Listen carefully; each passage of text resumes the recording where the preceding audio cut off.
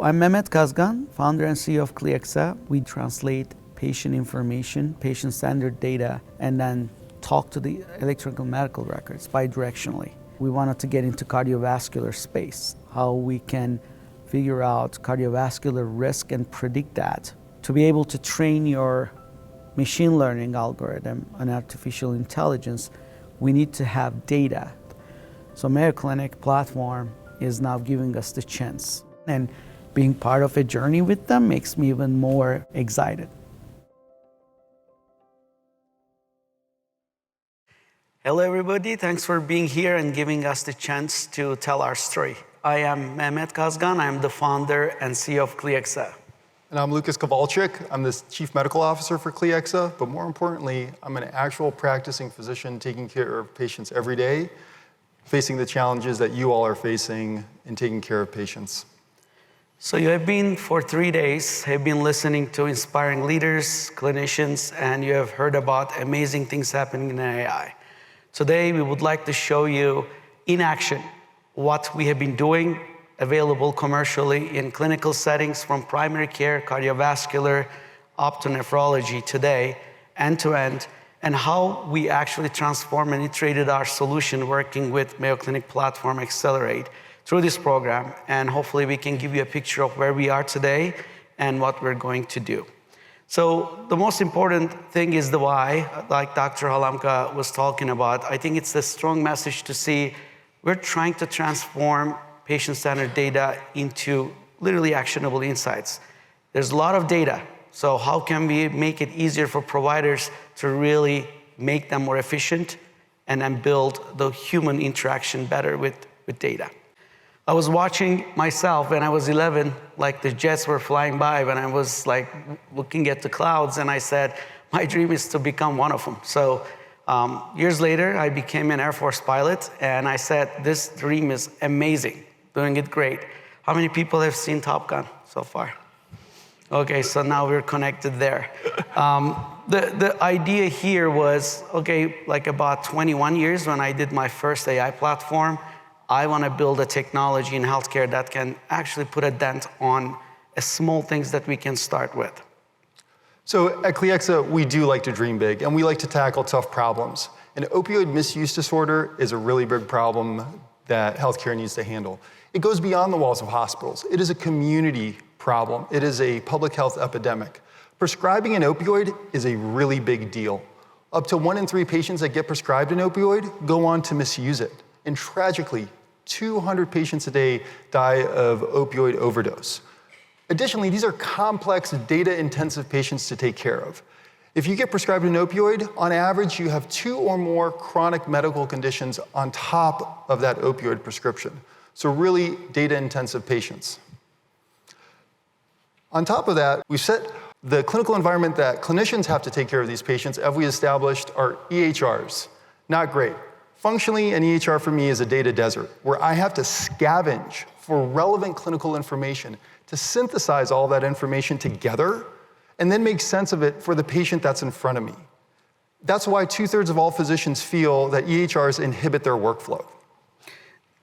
So if you look at the data, like that's actually being pushed on, made available, and we're trying to structure them with all these amazing solutions, we took a different approach. The approach is, how can I create a system, a foundational system, and interoperates with EMR at the same time, and I can aggregate this information in the language that doctors want to see it. In other words, can I paint the picture that any provider in the same clinic with a different persona?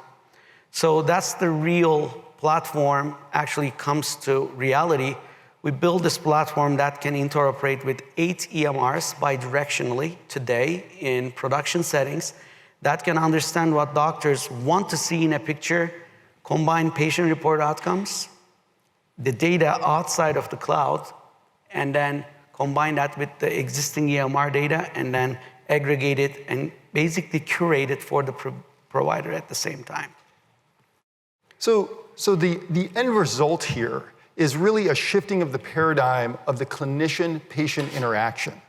What we do, we move the paradigm from a data scavenging environment where the clinician is looking around for all this data, and we create an on-demand data delivery model in real time that allows clinicians to access clinically relevant and meaningful data that is synthesized from across the entire EMR and other data sources. So here what you're seeing, basically a patient coming into the clinic or at home, they're answering certain questions, fully customized, how we're structuring patient information. We're talking to the EMR bidirectionally, pulling data already. We're talking to the health information exchange, including prescription drug monitoring, claims data, referral to referral databases, including 300 plus medical devices, relevant to the patient by asking the right question and triggering certain clinical assessments, and truly structure that information and push it into the EMR discreetly, but also in a customized views. Now we're trying to eliminate almost 13 to 15 clicks in the most efficient EMR today by painting that picture immediately within seconds by also talking to the EMR at the same time. So the end result of this really tight bidirectional interface with EMRs is this real-time generated report for clinician and workflow. This is complex medical information that is synthesized and delivered on demand to the clinician to create a holistic picture of this patient, thus changing the interaction. I'm no longer looking and scrambling to find this complex data. Rather, the data is delivered to me, and then I get to focus on this patient, who they are specifically, and get them to their therapeutic goal. As you can see on a real-time example, let's talk end-to-end. I get a text message, I left the clinic. The same application is now monitoring the patient personalized to their care. A cardiovascular patient with hypertension with type 1 diabetes will get certain questions and medical device information correlated. They can add their medical devices within seconds, and we will start pushing that information, enabling RPM, RTM, therapeutic management reimbursements on the fly for the patient. Now, you have truly connecting that closed loop back to the system, training your machine learning algorithms with how the treatment is actually working for the patients, including medication adherence and other complications that might occur. Yes, and what you're looking at, these are not really cool mock-ups. This is live production product. And as great as we think our product is, we understand for the people in the room, maybe you need a higher bar. And that's why we have partnered with leading institutions. Because if there's one word that I take away from this conference, it's trust.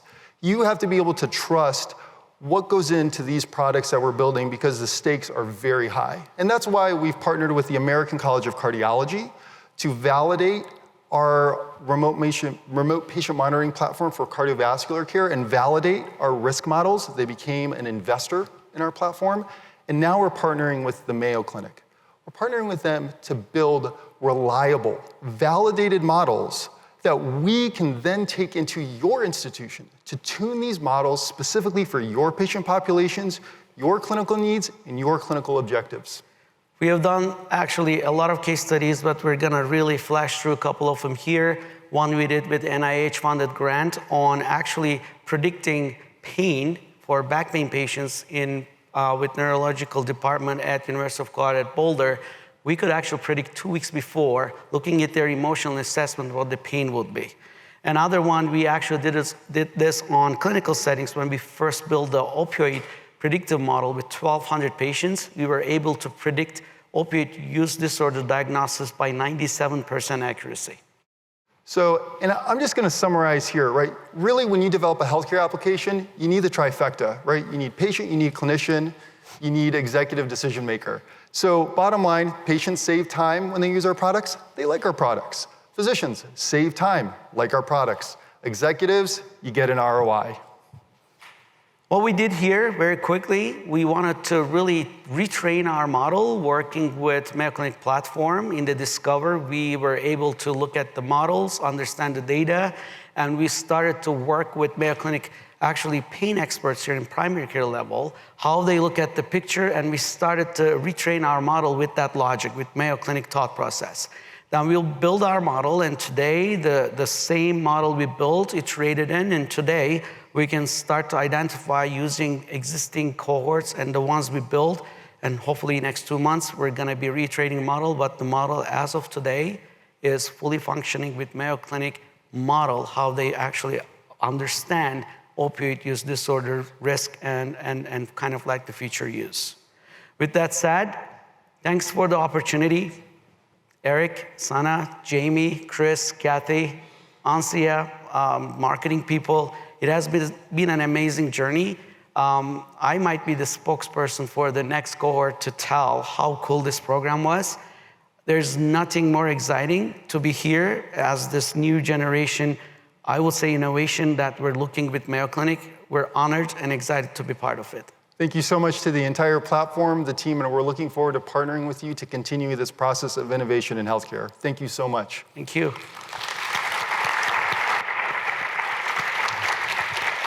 Thank you so much, Mehmet and Lucas.